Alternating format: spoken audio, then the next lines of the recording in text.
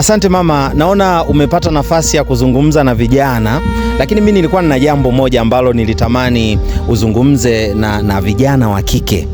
Kuna vijana wengi wa kike ambao wapo makanisani na wengine hawako makanisani, wamekuwa wanatamani kuolewa, alafu kama wanafosi fulani hivi hawajui njia sahihi ambazo zinaweza zikawasaidia kupata mume bora. Najua wewe ni mtaalamu sana wa hawa vijana, unaweza ukazungumza kwa upana. Labda unazungumzieje hili kuhusiana na hawa vijana wa kike? Unakuta wanajaribu kufosi, kuna kufosi fulani hivi ambao kukupo. Nafikiri naona unafahamu. Ni kweli, unajua ukweli kabisa kwamba kuolewa ni kuzuri. Ni sahihi. Kuolewa ni kuzuri. Kujua kwamba kuna mtu anakupenda na anatangaza mbele za watu ni kitu chema. Sasa wasichana wengi ni kweli wanapenda kufosi. Na kama huwa ninavyofundisha kwamba msichana ni kama ua, linatoa harufu nzuri, linapendeza. Kwa hiyo vipepeo na nyuki vinazunguka kwenye kichwa, ni kawaida. So wasichojua wasichana wengi ni kwamba wanafikiri nyuki na vipepeo wakizunguka kwenye kichwa anataka kutua achukue chavua. Kumbe mara nyingine anazunguka tu kwenye kichwa kwa sababu ya ile harufu alafu aende. Sasa yeye anashindwa kutofautisha, anafikiri hapo anataka kumuoa. So anapoambiwa dada naomba namba yako, na akamtumia message moja, yeye anarudi kutuma message 50. Vipi sasa? Mbona usiku mwema, na majina anambatiza. Sio salama kwao, kwa sababu mwanaume anapaswa apende. Na binti yangu unayenitazama na kunisikiliza, hakikisha huyo kijana anakupenda kweli. Kwa kuwa mwanaume akipenda, yeye anapenda. Kwa sababu wewe ni mwanaume pia, unafahamu. Na wewe unachopenda kwa yule binti, wewe ndio unakijua. Yule binti hata hajui. Kwa hiyo badala ufosi ya kupende, usubiri akupende. Lakini je, binti hana cha kufanya? Anacho. Ni nini? Uwe mwenye adabu. Uvae kwa kujisetiri. Siwaambii binti zangu mvae kama mimi hivi. Hizi za kusimama nazo kwenye pulpit. Vaa kama mdada upendeze. Lakini usivae kama changudoa. Usivae mavazi ambayo yatakufanya uonekane kama wewe ni mtu fulani wa tabia fulani. Vaa upendeze kwa kuwa wewe ni mtoto wa Mungu. Na tusisahau kwamba vitu vyote vya thamani vinafichwa.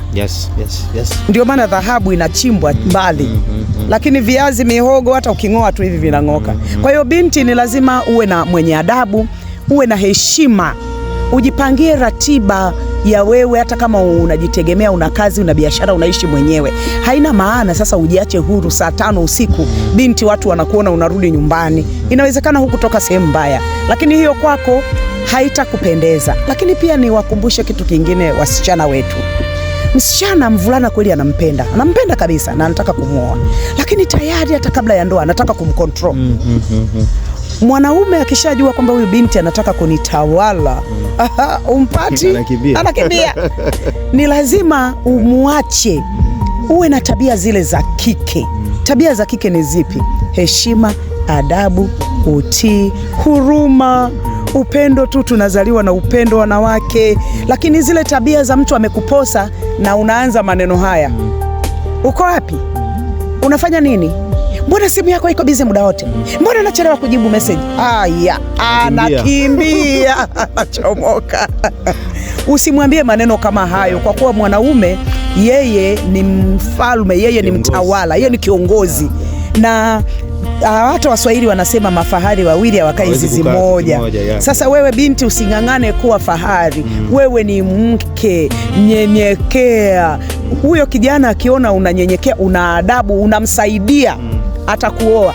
Lakini unamuomba vocha asubuhi, hujampigia simu hata moja, unamuomba vocha tena na jioni. Anajua huyu ni chuma ulete huyu. Anatafuta namna ya kukimbia. Ile kuna kampuni moja vigari vyao vidogo vidogo wanaonaga vimeandikwa wao. Wewe utakuwa oya. Na ukiwa oya, wavulana wanakukimbia. Kwa sababu wanaume wote wanahitaji mtu fulani ambaye atamtuliza mawazo. Si kumuongezea mawazo. Mtu fulani ambaye atamuondoa stress.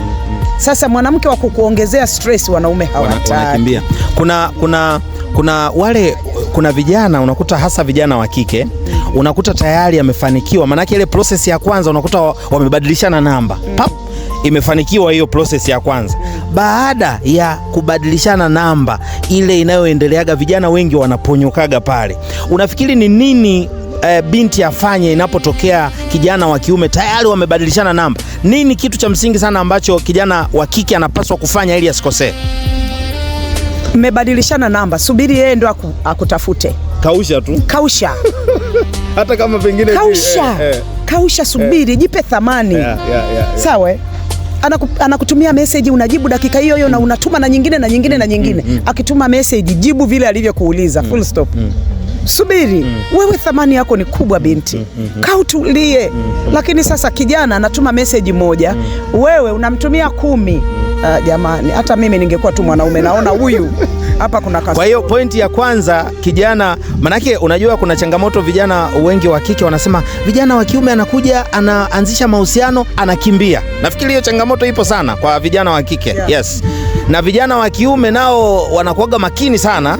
Wakishaingia, wakikuta tu hapa eleweki, wanakuwa makini kukimbia. Na hizo vitu viwili pia umezungumza kuhusiana na vijana wakishaona wanaombwa hela wanakimbia. Ni kweli, lazima wakimbie.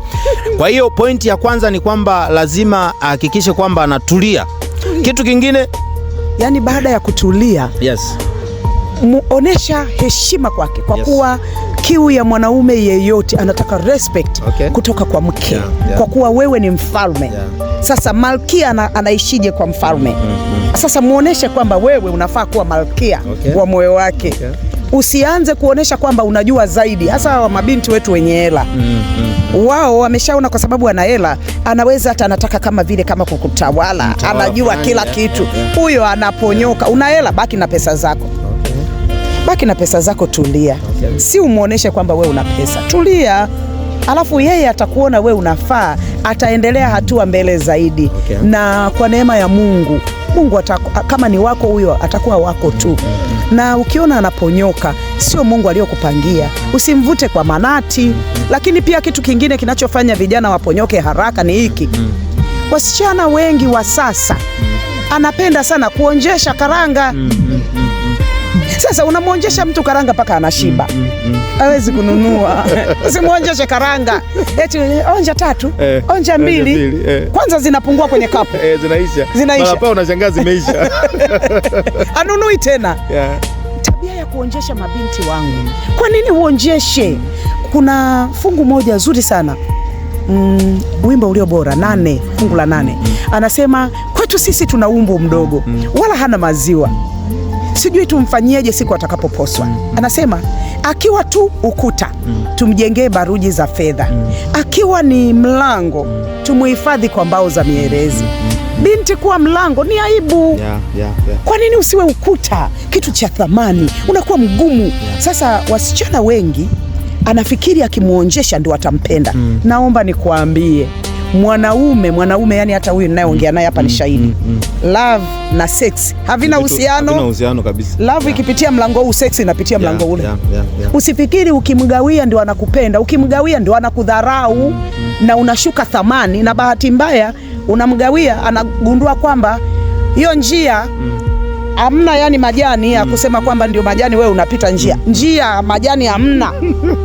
Majani yote yalishaisha, wewe njia nzuri kabisa. Unajipotezea thamani. Hebu tulia. Kwa upande umezungumza kwa kina sana, nafikiri mabinti wameshapata kodi hiyo moja wanatembea nayo. Vijana wa kiume mara nyingi wengi kwanza wanaogopa kuoa. Kwa sababu mabinti sometime automatically akitengeneza tu mahusiano anaanza kuona kama ni kamtaji hivi. Yani tayari pap. Kwa hiyo mtu akipiga hesabu anaona hii ngoma hii mimi nitakuwa stoboy. Kwa hiyo anaogopa. Kuna vijana wengi sana wa kiume wanaogopa hiyo kitu. Unawaambieje hawa vijana? Unajua sasa hivi kuna sababu nyingi zinazofanya vijana wa kiume na wa kike wasioane sana. Sababu mojawapo kubwa kabisa, kwanza kabla ya hiyo uliosema, wasichana wako empowered. Na wako empowered through mama zao sisi. Wamama wengi miaka ya hivi karibuni hivi walipata hiyo fursa Kwa hiyo wamama wengi wanajishughulisha sana. Mama unakuta anaenda kazini, akirudi ana banda la kuku, ana bustani, sijui ana uyoga. Sasa mabinti wanapokuwa wanamuona mama, wanafikiri maisha ni kama mama yake, anaona kuwa mwanamke ni kama mama. Lakini ninyi wa kiume sasa, baba akitoka kazini anakaa sebuleni, anaangalia taarifa ya habari, anaangalia tena sijui mipira. Mtoto wa kiume anaona maisha ni kama baba. So nini kinatokea? Unakuta sasa kinachotokea, huyu kijana kwanza, kijana kama una hela, hauna ujasiri. Unakuta binti anajitegemea, binti yuko vizuri, hata kumuingia ana maisha yake, ana ujasiri. Unajua ukiwa na pesa una ujasiri wa kuzungumza. Sasa unakuta kijana wewe hata kuzungumza uwezi, ujasiri huo unamuogopa huyu binti.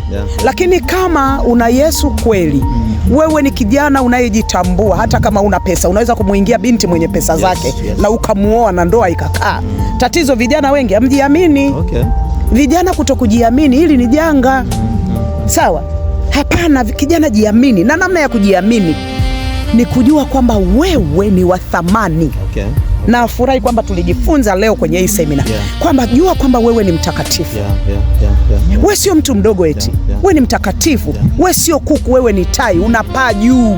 Haijalishi sasa hivi Mungu ameweka vitu kwako tele. Kwa hiyo tuambia kwamba vijana wa kiume, jambo la kwanza wajiamini. Wasiogope kuthubutu.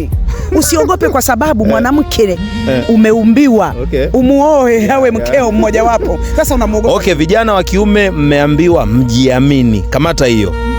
Unaenda kwa binti unaangalia chini, wewe dada samahani, maembe unakula na sio msimu wa maembe. Sasa maembe unakula ndio nini? Nashukuru sana Mama Urio. Ongea, usiogope. Na unajua sisi wanawake tunapenda wanaume wanaojiamini. Yes, tunapenda sana. Kwa hiyo nataka kuniambia kizazi cha sasa hivi, we kijana wa kiume lazima uhakikishe unajiamini ili uweze kukabiliana na wanawake hao ambao wako empowered. Tembea kama mwanaume. Jiamini, vaa kama mwanaume. Sasa mwanaume unanyoa nywele zote huku umeondoa, unabakisha hapa katikati. Wewe ni mwanaume, wewe ni mvulana. Ambayo ndio tunawafundisha wasichana. Wasikubali wanaume ambao ni wavulana. Wavulana hawashiki miji. Wanaoshika miji ni wanaume, mwanangu. Na ndio tunawafundisha mabinti, ukiona mwanaume kanyoa zote huku kabakisha katikati, huyo ni mvulana, usimkubali. Bado hajakuwa. Anavaa suruali ya mdogo wake. Kisuruali kidogodogo kinaning'inia kama kuku, kama jogoo kizungu. Huyo mvulana. Usimkubali. Sawa? Kwa sababu mwanaume kuna mivao yake, anavaa kama mwanaume, anachomekea kama mwanaume, ananyoa ndevu, ana ndevu kama mwanaume. Mwanaume unajipodoa. Unapaka ngozi inakuwa laini kama ya mama. Wewe mwanaume gani sasa? Sawa? Nafikiri hiyo kodi vijana wa kiume wameipata. Kwamba jambo la kwanza kabisa usiogope kuthubutu. Zungumza. Kwa sababu ndicho anachotaka. Na unaenda kabisa unamwangalia kwenye macho. Sasa mwanaume unainama macho chini, yeye afanye nini? Yeye afanyeje sasa? Nashukuru sana. Nafikiri hapo kuna kodi vijana wa kiume wamepata na kuna vijana wa kike pia wamepata kodi zao. Nikushukuru sana Mama Urio kwa madini na kodi mbalimbali ambazo unaendelea kuwafundisha vijana. Mungu akubariki sana. Asante sana. Amen. Amen.